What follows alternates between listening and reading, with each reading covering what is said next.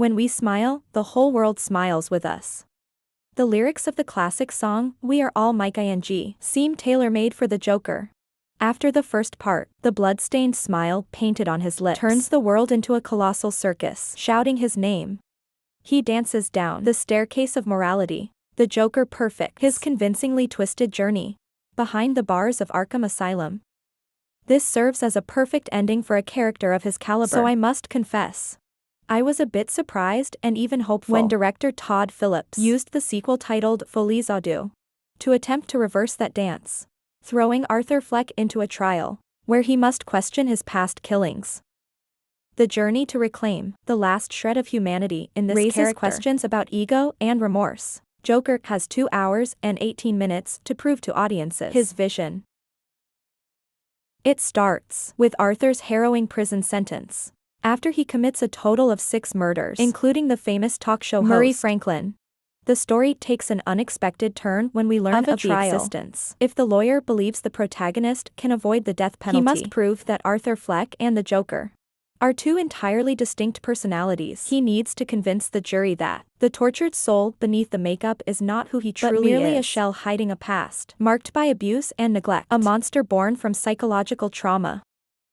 From here, viewers need to prepare for Joker 2. That means extensive imaginary sequences with huge frequency, focusing entirely on the cells inside asylum. The film lacks the rats and piles of trash or the filthy alleyways. Instead, it portrays the endless hallucinations in the clown's mind. If you expect a return of the cotton, you'll find metaphors reflecting the deep layers and injustices. There's a high likelihood you'll be disappointed because the character's struggle now is a battle within his mind, where he tries to find answers regarding whether the celebrated Joker is a saint, and Arthur, the frail and weak man, is the true self.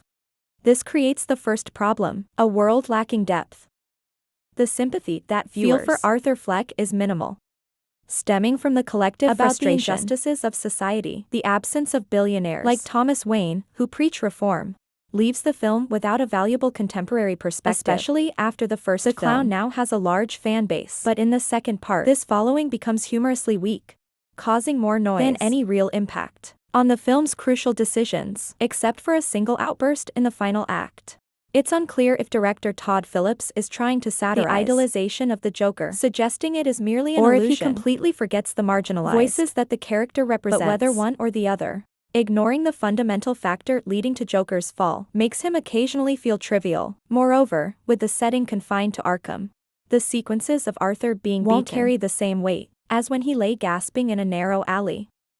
Because we all know, this place only houses the criminally insane and the brutish guards. I also imagine that making the asylum the center was meant to criticize the poor facilities that the city uses to deal with individuals affected by mental health issues. But even so, the inmates alongside Arthur and the baton-wielding guards are not explored deeply. There are no depictions of the ruling class. Fails to explore the lives of ordinary people and the situation at Arkham. It truly lacks the depth that it once had 5 years ago. And do you see how short-sighted the guards are when they dare to lay hands on Arthur right before his court date?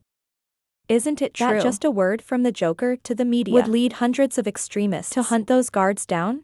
Where was the crazy mob when their saint needed everything? It becomes even more ridiculous in the trial scene. As the judge states, the Joker has really turned this into a circus. Although it can be understood that the film aims to condemn through the repeated images of television sets and reporters constantly surrounding like hungry vultures. They don't care who the murderer is, guilty or innocent. They just want the Joker on air to gain views. But ultimately, due to a context lacking relevance, the film becomes one-sided and merely places the Joker in the filthiest situations with the worst people possible, getting beaten as much as possible, and he's left with no choice but to cling to delusional dreams. It's lacking in character development. What's sadder is that the Joker's inner life, which the film sacrificed all other aspects to delve into, is still not really good. To embellish the scenes of escaping reality, Todd Phillips decided to incorporate musical elements into the story. Personally, the genre crossover is not a hindrance while watching, because as we remember, Arthur was a man with music in his soul. His desire to sing about what he wants for a beautiful girl is completely understandable. The only issue lies in the fact that Todd Phillips may not be strong in this aspect. Whether intentionally or unintentionally, all the songs in the film are sung in the same style, starting with a slow-motion sequence, followed by the melancholic voice of Lady Gaga or Joaquin Phoenix, along with the smoke. In their first shared moment of madness, the romantic atmosphere is done very well, mixed with sadness. By the second or third time, it can be temporarily accepted. But when this formula repeats for the fifth time, I truly lost patience and hoped for the tempo to increase so the dance part would end soon. Moreover, apart from the song named after the character and the scene we've seen in the trailer where he hits the judge with a hammer, the rest are almost all love songs, conveying just one sentiment. That is the Joker's feelings for Harley Quinn. That she is the new light of his life.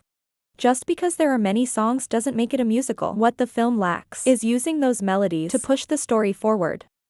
The second act of the film has almost no progress, just circling around those delusional dance moves, repeating to show us the contrast between the brutal reality and the mundane desires for love.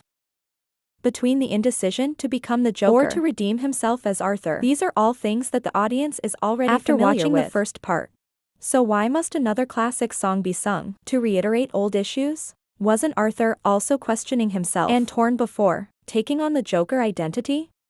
So what is the purpose of this second part? With all these points in mind, the only thing we can praise about the musical part of the film is the beautiful imagery.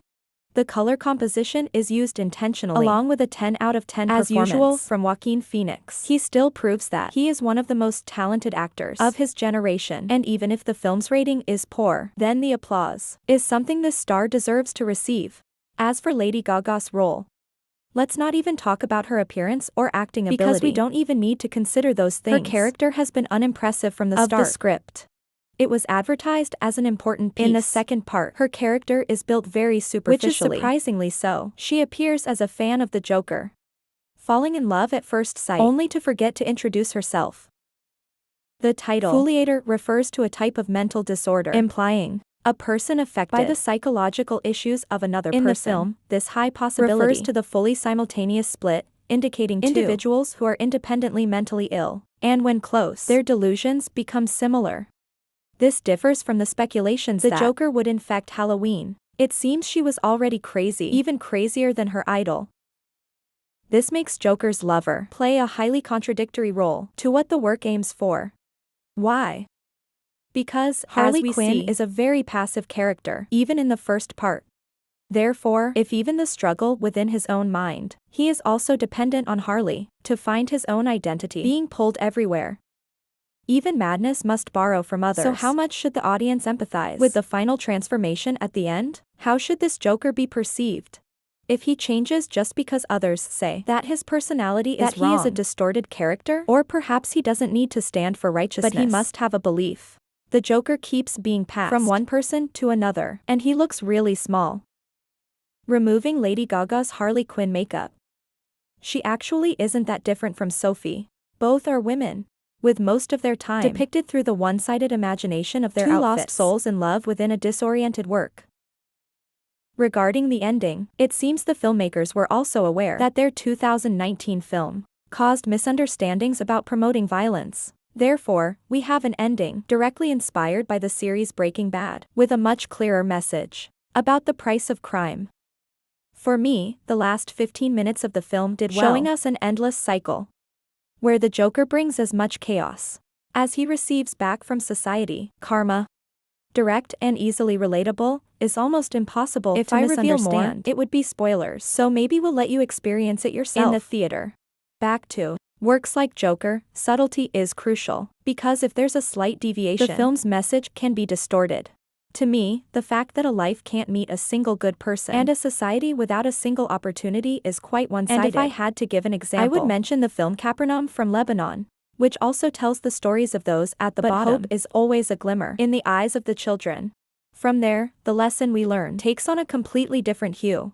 And sadly, I have to say directly, the situation of a character lying helpless on the ground, being forced into a hopeless situation, while a song plays that says, "Oh, that's life," is a message I disagree with. You might find this review too harsh, but to me, every Joker film is important.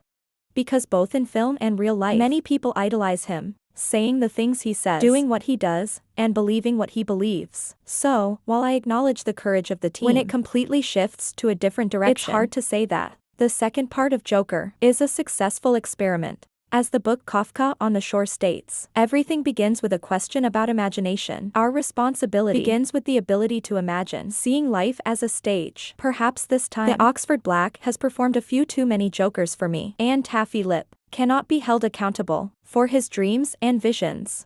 That's all for the video. If you disagree with our feelings or if you are someone who enjoys the second part of Joker, please comment below so we can discuss further. For now, goodbye, and see you again.